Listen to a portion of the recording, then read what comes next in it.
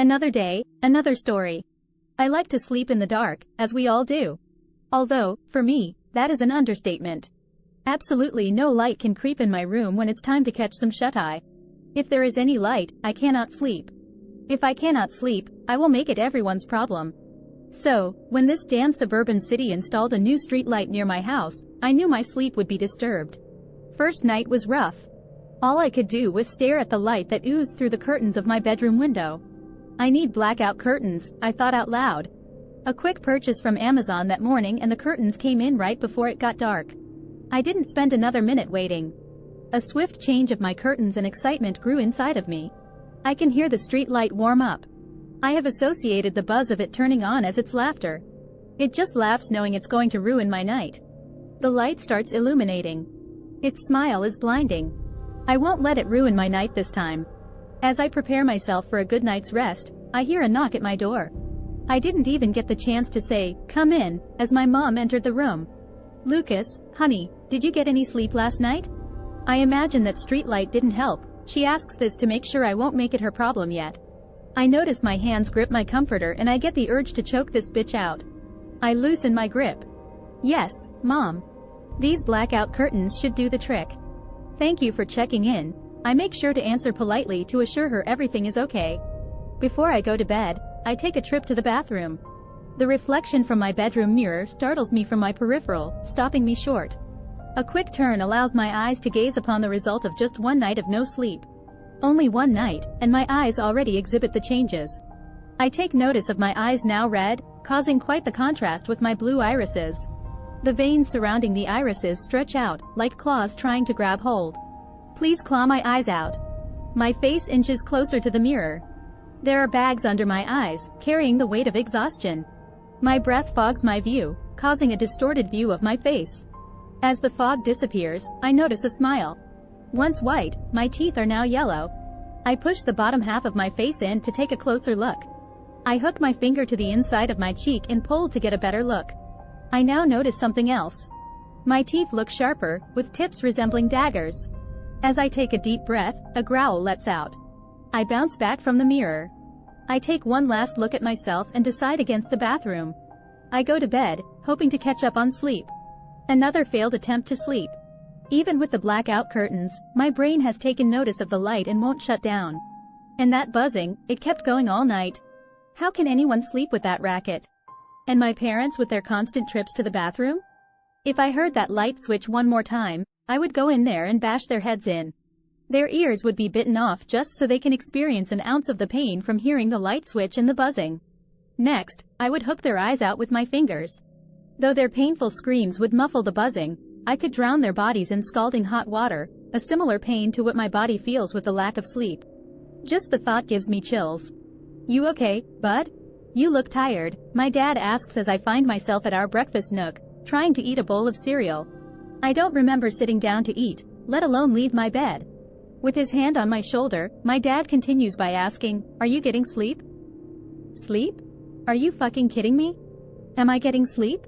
Are you getting sleep, you fucking buffoon? No. How can you sleep with your fucking bladder causing you to go to the bathroom every minute, making so much noise with that light switch? What a couple of fucking geniuses I belong to. "Lucas? You're breathing awfully heavy." His last question snaps me back to focus. I then say, "I'm fine. Sleep has been hard with that new street light." My response motions my dad to let go of my shoulder. I notice my voice sounds hoarse. I'm not sure, but I thought I heard a growl as he kept his hand on me. Footsteps motion me to look behind and realize my dad is walking away. I turn back around towards my breakfast. Those same footsteps are heard approaching me. "Try this," my dad says. An eye mask is placed next to the bowl of cereal. "Okay, thanks." I speak with uncertainty of his idea, and a mouthful of cereal. It isn't the lights anymore. How did I ever sleep with all this noise? I need to make the buzzing stop. They're laughing at my torture. I suffer and all they do is laugh. "Please, let me sleep. Just let me sleep. Just let me sleep," I yell. Two sets of footsteps rush over to my bedroom door. I hear it open, causing me to grind my teeth. "Lucas, is everything all right here? We heard you yell," my dad says. "Yeah, we are getting worried about you," my mom adds. I respond with silence. All I could hear was laughing. I swear I heard my parents laugh too. The next day, I didn't leave my room. I sat on the floor beside my bed. My eyes look around and I find my mirror. I decide to crawl over and see what almost a week of no sleep has done to me. My skin is now turning a sort of gray, as if I am losing grip of my life force. My nails look dirty, like I have been digging my own grave. That would probably end everything. I chuckle at the thought. My eyes are red, not completely, but the blue is barely noticeable anymore. The blue almost seems black. As I continue to examine myself, my door opens. "Son, you need to get out of this room," Dad says with a stern tone. I continue to look at the mirror. My eyes focus on his reflection. "Get out," I whisper. "What did you say?" "I need you to repeat that." There is anger in his voice. I said, "Get the fuck out." I continue looking at his reflection. He then takes a few steps into my room and turns on the light. I turn my face and rush him on all fours screaming, "Get out." He steps back as one hand turns off the light, and the other shuts the door. I can't do this anymore. That night, I try to sleep naked. The touch of my clothing made me uncomfortable. My skin itches. I lay in bed, trying not to move. I didn't get the chance to draw the curtains to block the light, or use the eye mask. I stared directly at the street light. I need the dark. Without a second thought, I got up to leave my room. A glance at my mirror was made before I left. Now naked, my body was exposed. My reflection didn't even look like me anymore. My arms, my legs, they almost seem elongated. My eyes do not look red, but now black. My eyes could be fooling me. It doesn't matter. I sneak past my parents' bedroom and head straight for our side door. Now in our driveway, my eyes are set on the streetlight. A rock comes into view as I approach my enemy. Tonight, my enemy dies. I grab the rock with a firm grip. Slowly, I inch closer to the light. Once I reach an appropriate distance, I wind back with the rock. I smile back at the streetlight as it shines. The rock is thrown and I manage to hit the streetlight exactly where I wanted. The light goes out, and so does the laughter. Now, I am the one laughing. Now crouched on the floor, my laughter roars throughout my street. It's over, I can sleep now. My fists pound on the floor in celebration. My head then tilts back to look at the moon, the only light I will befriend. My celebration stops short as a sound cuts through the sound of my laughter. The buzzing starts again. I look up to find that it is not the street light. Across the street, my neighbors have turned on their porch light. My hands begin to cover my ears. I hear them yelling, "What is going on out there?" Looks like someone put out the street light. Now in panic, I notice more porch lights turning on. A twig snaps. I look behind me and notice that I was followed. Neighbors begin to step out of their houses. As they notice me, I let out a roar and attempt to run back home. A set of footsteps is heard following my direction. I look behind and notice my dad with a phone. "I saw what you did," he yells, "just you wait." I run back inside the house through the side door. Just let me get to the safety of my room, I thought. My mom blocks the path. "Jeff, I have it trapped," she announces with her hands on opposite walls of the hallway. Dad steps inside the house and asks, "Where's Lucas?" My panic heightens. Don't they know it's me, their son? I just want to sleep. Please, just let me sleep. As I turn around to face my dad again, he takes a picture with his flash on and says, "I got you." I wake up. I realize I fell asleep. As I get myself up from bed, I notice I have a headache. What a dream I had.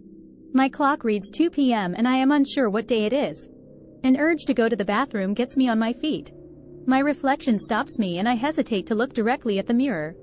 I decide against it and move towards the bathroom. Opening my bedroom door, I hear the sound of the shower running. My urge to pee forces me to knock on the door to find out how long they are going to be. A sudden feeling of wetness makes me jump. There is a puddle of water near the bathroom door. I turn the hallway light on and immediately turn it off. The sight of red was seen in the puddle of water in the brief second the light was on. My eyes follow the puddle to the bathroom door, which is slightly ajar. Steam escapes the bathroom. "Mom, Dad," I called out. No response. My hands start to shake as I reach for the door. A small push is made and my eyes widen at the sight in front of me. There is blood all over the floor. My parents are in the tub, showered in what looks to be very hot water. Though they are missing their heads, I know that it's them. Small sounds of water splashing are heard as I take a few steps inside the bathroom. With a flick of the light switch, all is seen. My eyes wander to all the blood that has been spilled throughout this room. I turn the shower off. My mind realizes quickly that my dream was not a dream. This was a living nightmare. As I turn around to process what I have just witnessed, my body freezes. Their heads are screwed into the light bulbs that illuminate this room. Their eyes are missing, and their mouths form a smile. The buzzing of the lights is all I hear. Add this with the heads of my parents, and there is a face to the sound. There is a face to the laughter. My hands cover my eyes and I rush back to bed. I scream, wishing it was still a dream. My eyes close and I continue to scream. Please, just let this be a dream. Thank you, and having you here was a privilege to me. Please support the channel by subscribing.